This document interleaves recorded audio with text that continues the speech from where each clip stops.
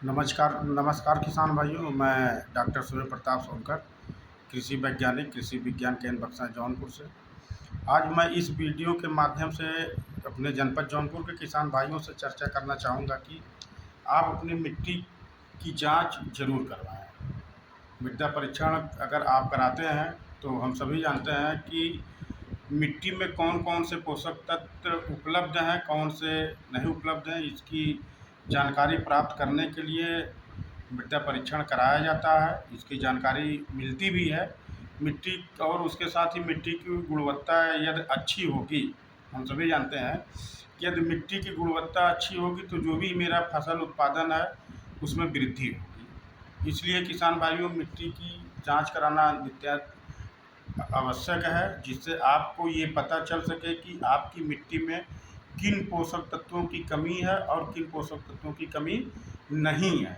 ये बात हम सभी जानते हैं कि स्वस्थ शरीर के लिए सही खान पान का होना भी बहुत ज़रूरी है, तभी हमारा स्वास्थ्य ठीक होगा। उसी प्रकार से हम ये भी जानते हैं कि अच्छी और गुणवत्ता युक्त उत्पादन प्राप्त करने के लिए हमारे मिट्टी में जो 17 पोषक तत्वों की विद्यमान होते हैं वो भी होना बहुत ज़रूरी है।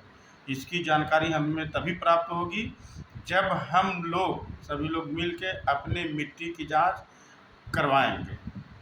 अब बहुत से हमारे किसान भाई जांच करवाते हैं। आप सभी जानते हैं कि विभाग द्वारा भी, चाहे कृषि विभाग हो, कृषि विज्ञान केंद्र हो, जहाँ भी आप मिट्टी की जांच कराते हैं वहाँ से आपको एकदम सॉइल हेल्थ कार्ड भी मिलता है। उसमें पूरा लिखा रहता है कि आपके फसलों में या मिट्टी में कौन से पोषक तत्वों की कमी है। मैं तो आप लोगों की इस बात वीडियो के माध्यम से इतना कहना चाहूँगा कि आपका खेत अभी खाली है। हम सभी जानते हैं कि मिट्टी नमूना जांच कराने के लिए हम तभी लेते हैं जब यह हमारे खेतों में फसल खड़ी ना हो।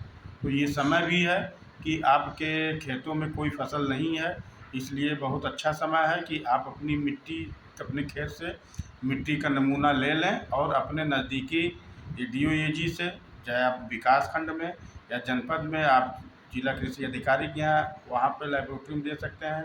आप कृषि विज्ञान केंद्र बक्सा जौनपुर में भी दे सकते हैं, जिससे आपको जो आगामी फसल लेना है उसके पहले ही आपकी मिट्टी में कौन कौन से पोषक तत्वों की कमी है, कौन सा पोषक तत्व आपको देना है, उसकी जानकारी प्राप्त हो जाए। और जानकारी प्राप्त करने के बाद ही आप अपनी मिट्टी में जो भी आप रासायनिक खादों का प्रयोग करते हैं संतुलित मात्रा में ही कर पाएंगे। तो मेरा आपसे निवेदन है कि आप अपनी मिट्टी की जांच अवश्य कराएं। बहुत बहुत धन्यवाद।